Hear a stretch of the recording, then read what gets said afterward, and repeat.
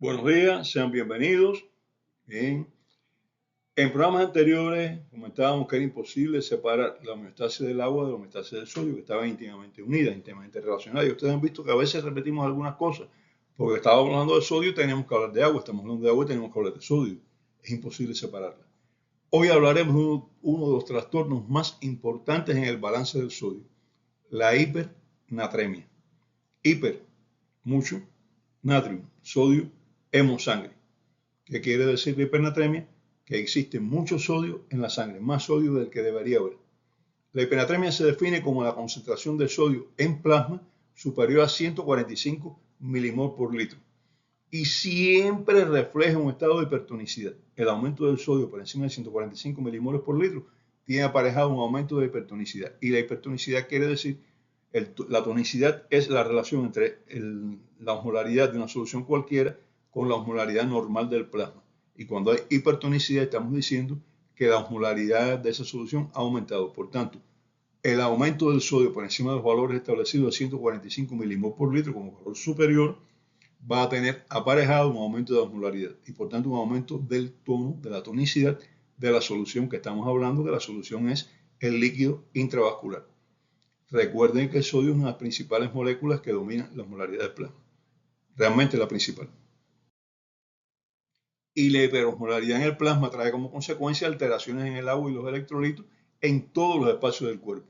Como ya explicamos también anteriormente y no vamos a repetir. A pesar de que me repito a veces, ¿no? Me repito porque me digo yo mismo, bueno, pues el que no vio el programa anterior a lo mejor necesita un poquito más de información. Pero bueno, no es posible repetirlo todo de nuevo. En la hiperosmolaridad, el agua fluye libremente del espacio intersticial hacia el vascular. ¿Por qué? El vascular está con una hipertonicidad. Entonces, como ustedes recuerdan perfectamente bien de lo que habíamos hablado de la ley de la isotonicidad, la isosmolaridad, pues entonces el agua fluye del compartimiento que tiene menos osmolaridad hacia el que tiene más para diluirlo. Y esto es lo que pasa, el agua pasa del espacio intravascular, perdón, del espacio intersticial hacia el intravascular para compensarlo. Se concentra así el espacio intersticial, que aumenta su tonicidad, y entonces aumenta su osmolaridad. ¿Y qué ocurre? Que sale agua de las células para compensar esto. ¿Quién termina pagando la situación esta? La célula. ¿Por qué? Porque va a tener que liberar parte de su agua para compensar la hipertonicidad intersticial que se ha producido por el flujo de agua del intersticio hacia el vaso sanguíneo. El agua sale de la célula, recuerden, por las acuaporinas. Todo se modifica, los tres espacios. La salida del líquido intracelular disminuye el volumen del compartimiento. La célula se hace más pequeña y la célula se encoge. Al encogerse la célula, la reducción de volumen intracelular causa lesiones celulares y en el cerebro pequeñas hemorragias.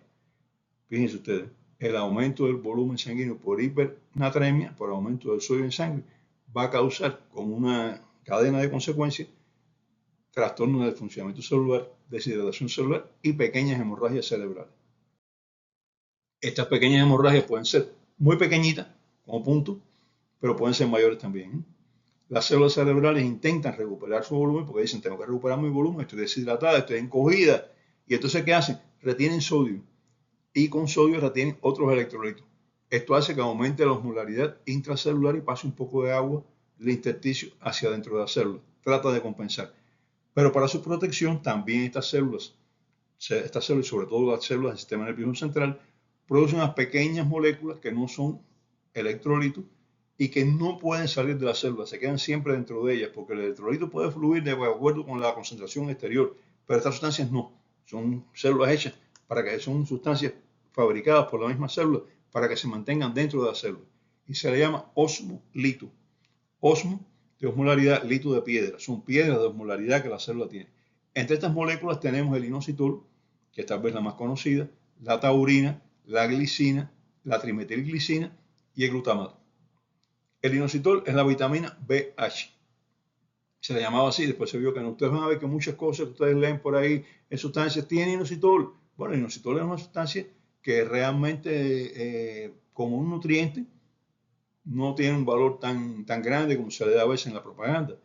Es una sustancia que más bien sirve, si está dentro de la célula, para retener líquido, y de lo contrario no entra a la célula. Recuerden eso. Es un compuesto no vitamínico del grupo B y ya hablamos de él en el ciclo de vitaminas. Si alguien quiere refrescar un poquito, bueno, pues el ciclo de vitaminas Hay un programa que está dedicado a los componentes no vitamínicos del complejo B y ahí se habla también del inositol.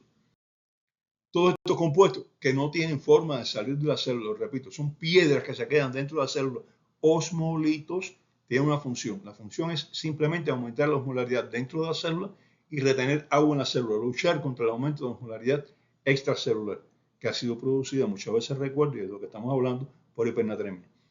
Pero ¿cuál es la complicación? Que alteran la función de la célula cerebral.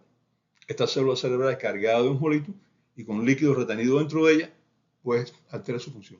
Y otro problema es que si se consigue resolver la hipernatremia, la célula cerebral y todas las células, pero la cerebral es la que más sufre con esto, se queda con más líquido dentro de ella del que debe tener. Y aparece una hiperhidratación celular, de las neuronas, en este caso que estamos hablando específicamente, que son las que más sufren, y esto puede causar grandes daños cerebrales. Además del sodio, otras sustancias pueden causar hipertonicidad. Entre ellas la glucosa, y otros que no están presentes habitualmente ni en plasma ni en células, como son el manitol y el glicerol. ¿Por qué le menciono esto? Porque vamos a hablar, o hablamos ya en el ciclo de osmolaridad, de estas sustancias, glicerol, manitol, glucosa como causa de hiperosmolaridad, pero aquí estamos hablando nada más del sodio. La hipernatremia puede manifestarse de tres formas diferentes. Manifestaciones clínicas de hipernatremia pueden ser la hipernatremia hipervolémica, que la retención de sodio conlleva retención de agua y por tanto hipervolemia, por los mecanismos que ya explicamos, aumento de la sed y disminución de la eliminación de líquido por los riñones. Esto hace que la salida de agua de la célula disminuya el volumen de líquido intracelular con deshidratación celular. La hipernatremia hipervolémica constituye un verdadero peligro que ya explicábamos porque va a pasar agua del espacio intersticial al intravascular, del intracelular al intersticial, va a equilibrarse, pero quien termina sufriendo son las células y sobre todo las neuronas. Esto es frecuente en pacientes hospitalizados en los que se están administrando soluciones hipertónicas, como cloruro de sodio o bicarbonato, sobre todo durante la reanimación cardiovascular y también cardiopulmonar o también durante la diálisis. Estas son las dos causas más frecuentes. Exceso de líquido, sobre todo bicarbonato de sodio. Recuerden que el bicarbonato tiene sodio, por eso cuando hablemos de la acidosis metabólica vamos a decir que la administración de bicarbonato debe hacerse con mucho cuidado y lentamente, porque de lo contrario puede producir una hipernatremia. Vayan adelantando esto para el ciclo de equilibrio ácido básico.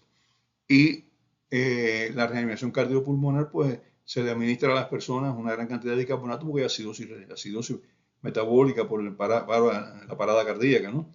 Y en las diálisis, pues a veces depende de lo que se esté buscando, pues a veces nos olvidamos un poquito de algunas sustancias y nos olvidamos un poquito de la retención de sodio.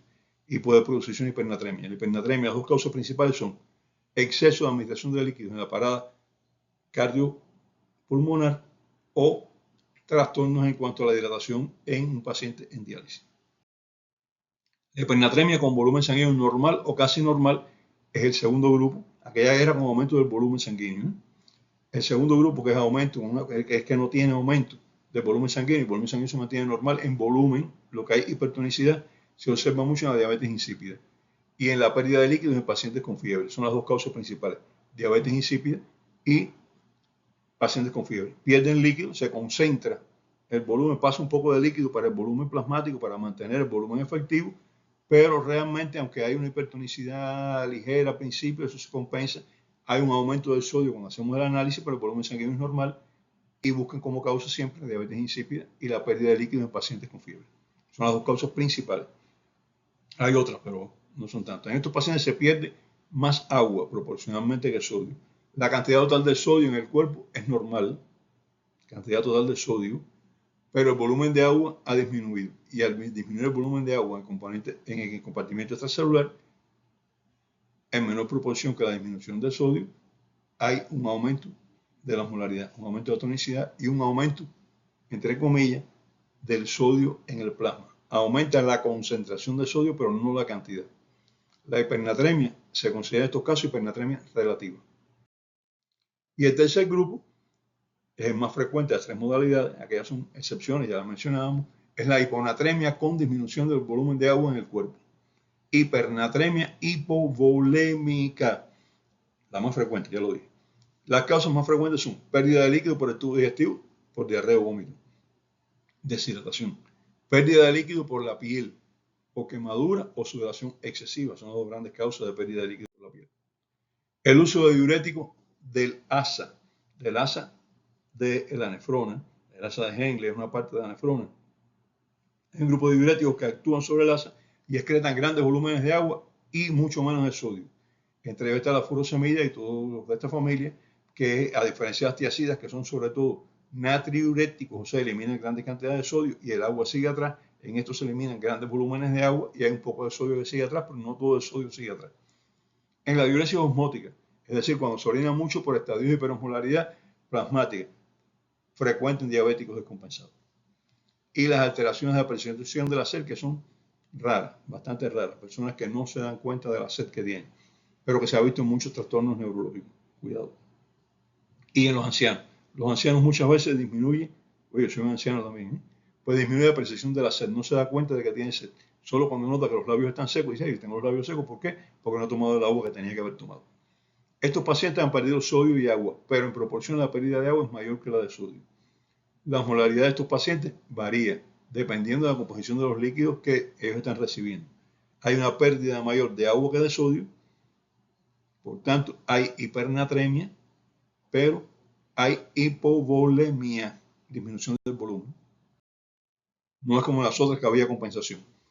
La hipernatremia aparece si las pérdidas de líquido por causas no renales, es decir, por causa, por ejemplo, digestiva, es superior por la piel, es superior a la cantidad de agua que acostumbran beber. Ejemplo, caso de calor excesivo o ejercicio intenso. La persona no percibe adecuadamente la cantidad de agua que ha perdido, bebe agua, pero no lo suficiente. También si la gestión de agua compensa las pérdidas, bueno, en este caso no hay hipernatremia. La persona tiene una sudoración excesiva, hace ejercicio, hay un calor excesivo, bebe la cantidad de agua suficiente, bueno, pues no hay hipernatremia, no hay problema ninguno, todo queda bien. No bebe la cantidad de agua suficiente, pasa mucho en ancianos en verano, con calores fuertes. Si se reponen las pérdidas con líquidos ricos en electrolitos, sea sodio u otros, o si presentan altas concentraciones de potasio u otros solutos, puede aparecer también. En este caso, la osmolaridad es mayor. Un ejemplo, las personas que hacen ejercicio y toman bebidas energéticas para seguir haciendo ejercicio, están más fuertes, ¿no? Pero están introduciendo en su organismo muchos electrolitos, pero no la cantidad de agua suficiente que han perdido con el ejercicio excesivo. Y esto hace que aparezca una hipernatremia hipovolémica. No hay volumen de líquido suficiente porque no estamos ingiriendo. Nosotros creemos que hemos bebido cantidad de noción. Me tomé ya 4 botellitas de líquido energético. Sí, pero el líquido energético tiene mucho electrolito, pero tiene poca agua. Usted tiene que tomar agua. Puede tomar líquidos energéticos, no le digo que no, pero tiene que tomar agua. Es indispensable. Si la reposición de esta pérdida es con soluciones normotónicas, la osmolaridad puede no ser tan elevada. Es decir, soluciones que contienen una proporción de agua y sodio relacionada más o menos con la proporción de agua normal en el organismo, bueno, pues entonces esto hace cierta composición y la osmolaridad, a pesar de que esté aumentado el sodio y plasma, no es tan alta. En estos pacientes, que es importante, restablecer los electrolitos y el agua perdido, los dos, no uno solo. Existe un trastorno poco frecuente, que ya lo mencioné, en el que los sufre no percibe adecuadamente la sed. Esto puede ser causado por una lesión de los osmoreceptores del hipotálamo que controlan la sed y se conoce como hipodipsia primaria, o puede deberse a causas psíquicas y es la hipodipsia psicógena. O también yo mencionaba algunos daños neurológicos, incluyendo la edad avanzada.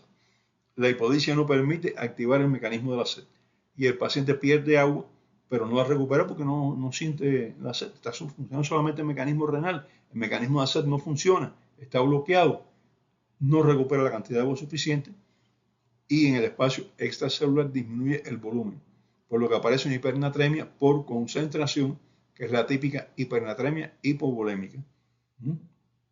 La hipernatremia hipovolémica es una hipernatremia por concentración de sodio. Se ha perdido más líquido que sodio, entonces aparece disminución del volumen sanguíneo efectivo, disminución del volumen extracelular y la concentración de sodio un poquito más alta de lo normal. Y a veces, como ya les decía, en algunos casos, sobre todo cuando la osmolaridad se mantiene normal, pues a veces no hay un aumento del sodio total. Una cantidad de sodio más o menos normal, hasta a veces puede haber una disminución de sodio total, si pudiéramos calcular el sodio total. Pero lo que sí no hay una relación, la relación sodio-volumen está a favor del sodio. Hay más sodio del que debía haber en relación con el volumen existente. En la hipodipsia, que les mencionaba, no hay sensación de sed. Y el que la sufre tiene que ser consciente de la necesidad de tomar agua. meterle en la cabeza, usted tiene que tomar agua aunque no quiera. Los signos clínicos de hipernatremia se deben a la hipertonicidad del líquido corporal. Es la causa de los signos clínicos. Esta hipertonicidad hace que salga agua de las células por ósmosis, ya lo expliqué, deshidratación celular muy grave en las células cerebrales, aparece confusión mental, primer síntoma, la persona está confusa, pueden aparecer convulsiones si es mucho más grande la deshidratación celular, déficit neurológico focales, incluso parálisis musculares, disminución progresiva del nivel de conciencia y puede progresar hasta el coma.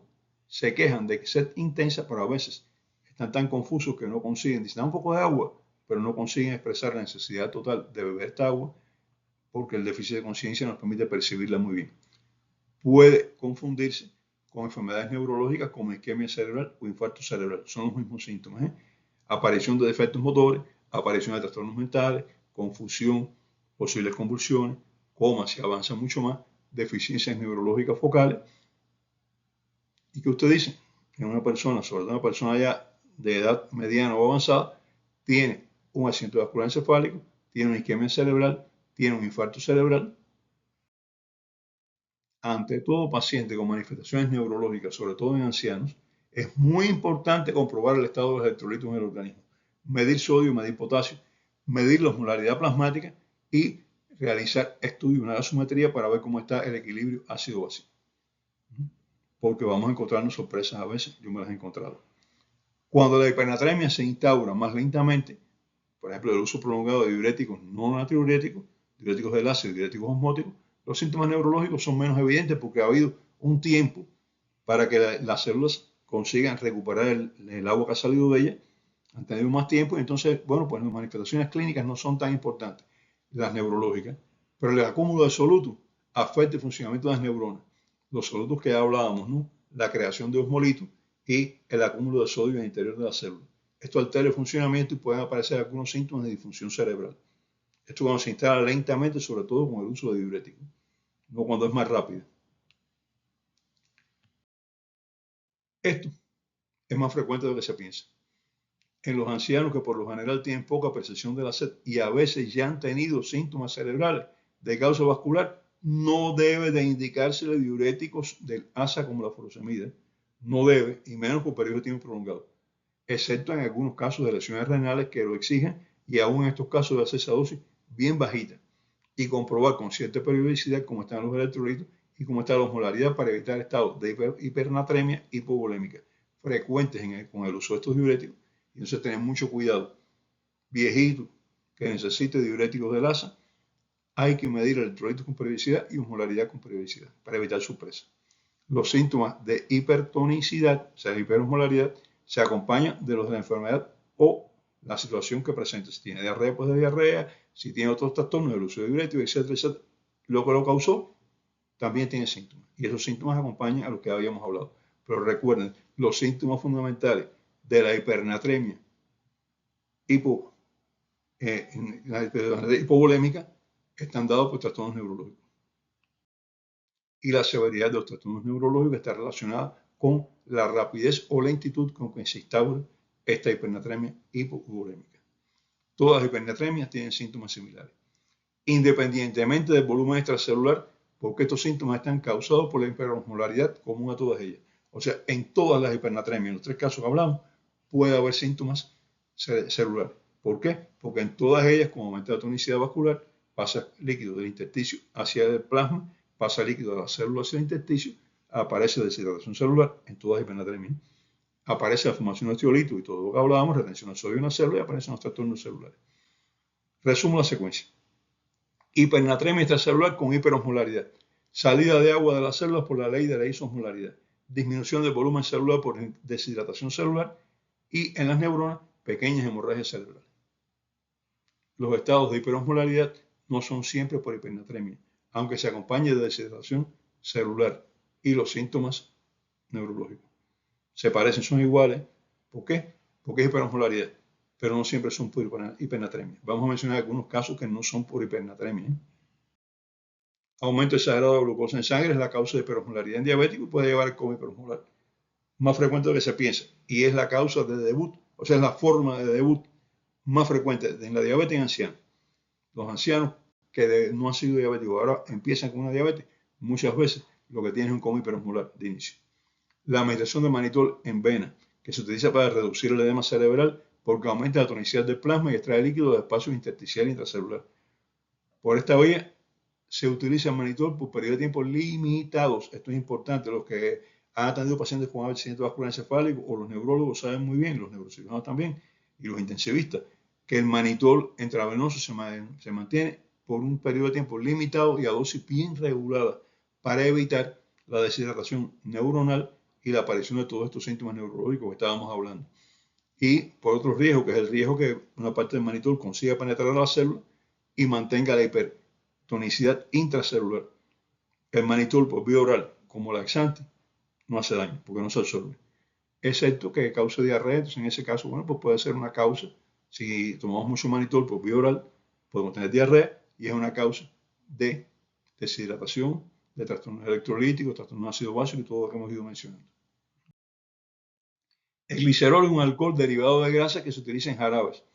La ingestión exagerada puede causar hiperosmolaridad. Cuando ustedes tienen un jarabe que dice contiene glicerol, el glicerol es un diluente, es un alcohol, es derivado de grasa y en cantidades reducidas no tiene problema. Pero las personas que toman muchos jarabes con glicerol pueden ver también un aumento de la osmolaridad plasmática sin hipernatremia. La hiperosmolaridad causada por esta sustancia se caracteriza porque no es un estado de hipernatremia, es hiperosmolaridad y ya hablamos de ella. De hecho, el sodio en plasma está disminuido como intento del organismo de compensar la hipertonicidad plasmática. El organismo elimina sodio pensando que va a poder controlar la hipertonicidad, pero la hipertonicidad que tiene no está relacionada con el sodio. Por tanto, el sodio en plasma en estos casos, y es una característica de un paciente con hiperosmolaridad, medimos, ya hablamos también de la brecha osmótica, recuerden eso, y entonces encontramos que el sodio se encuentra normal o bajo. No es hipernatremia con hiperosmolaridad, es hiperosmolaridad por otras causas. Estos compuestos, excepto la glucosa, no se miden habitualmente. La glucosa, todo paciente con hiperosmolaridad, debemos hacer una glicemia. Pero, ¿qué pasa? En los demás estados hiperosmolares, pues no se mide la situación, la sustancia de causa de la hiperosmolaridad. Y por tanto, debemos hacer siempre, en estos casos, una medición de osmolaridad plasmática, calcular la osmolaridad plasmática por la fórmula que ustedes conocen y buscar si existe una brecha osmótica. Si hay brecha osmótica, hay sustancias no medibles que están causando la hiperosmolaridad. En todo caso, con hiperosmolaridad siempre deben medirse electrolito, glucosa y medir y calcular la osmolaridad en plasma para evaluar cuál es la causa. Como la causa más frecuente de los que no presentan hipernatremia es el coma diabético hiperosmolar, la medición de glucosa es básica y en este caso, en un coma hiperosmolar diabético, no hay brecha osmolar. ¿Por qué no hay brecha osmolar? Porque la glicemia también se calcula, o sea, forma parte del cálculo de osmolaridad plasmática. Los demás sí tienen brecha osmolar. En los demás la osmolaridad medida es muy superior a la osmolaridad calculada. En el caso del coma diabético hiperosmolar, no hay brecha osmótica, porque la glucosa forma parte del cálculo para medir la osmolaridad. Sodio mayor de 145 milimol por litro con hiperosmolaridad y sin brecha osmótica, hipernatremia.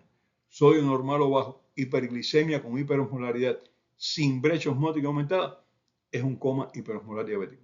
Sodio normal o bajo, glicemia normal, hiperosmolaridad con brecha osmótica aumentada, buscar osmoles no medibles. Esa es la causa. Falta el diagnóstico y el tratamiento. Eso queda para el próximo programa. Nos vemos. Los espero.